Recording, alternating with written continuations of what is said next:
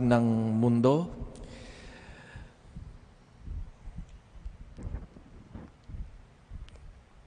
Saint Jerome, the great Saint Jerome, who translated the scriptures from Hebrew and Greek to Latin, has this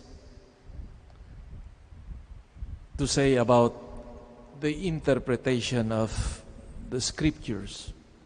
He said, a false interpretation of the scriptures causes that the gospel of the Lord becomes the gospel of humans, or which is worse, of the devil.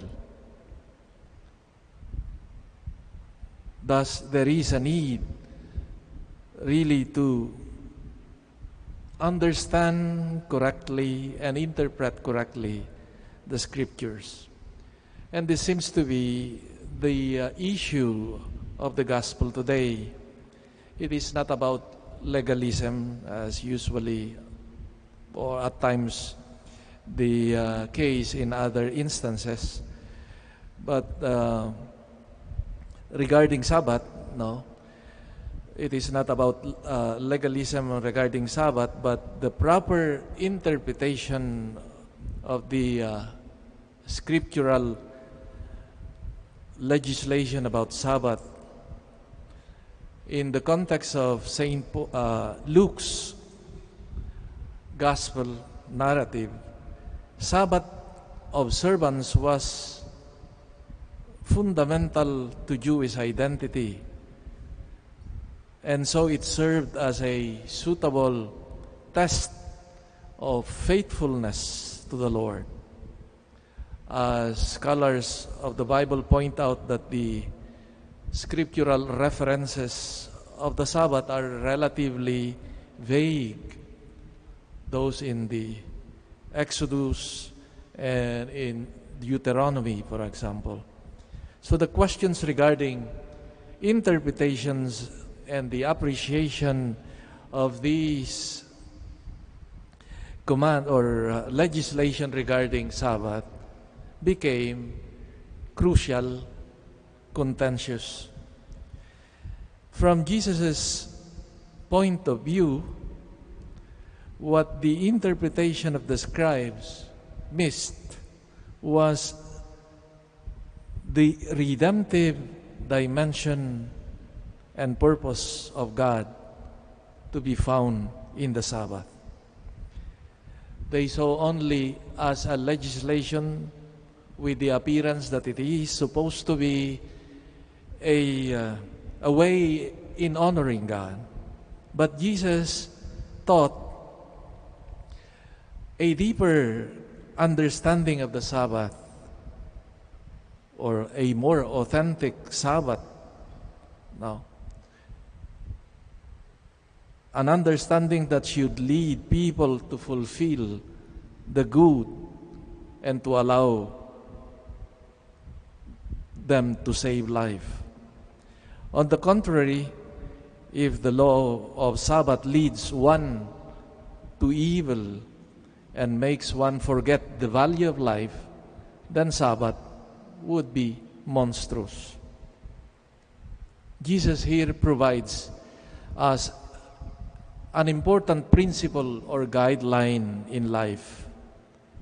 In a world of confusion and contradictory views and values, sometimes we categorize people between the traditional, the conservative, against the progressive, this political party leaning against the other. It is important to always discern and choose that which promotes life in its fullness. One of the chief principles, guidelines that we can learn from Jesus' teaching today. At times we don't know what to follow. Someone says this, another says the contrary. Here one needs to think critically, discern, and pursue that which promotes the common good, that which promotes life. And that was the point precisely of the teaching of Jesus regarding Sabbath. Sabbath is not made just for formality of worshiping God, but it should lead us in doing what is good and lead us to that fullness of life.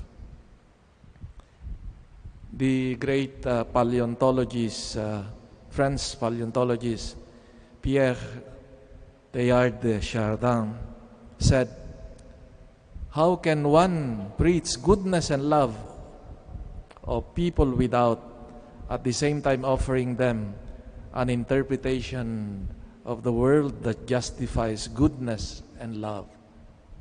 Meaning, this is what Jesus provides, not only a kind of teaching, but it is a whole worldview that justifies, teaching that justifies goodness and love. And this is what Jesus offers us, not only a commandment to do good, to love, but provides us a beautiful and meaningful interpretation of the world, a world where God reigns, a world that becomes more meaningful when it is done in the Spirit of God and the spirit of charity and love. As we continue to celebrate this Mass, we ask the Lord to give us the humility to learn from Him and to be open to His worldview to help us grow in the spirit of Christ, not only of commandments, but of His view of life. Amen.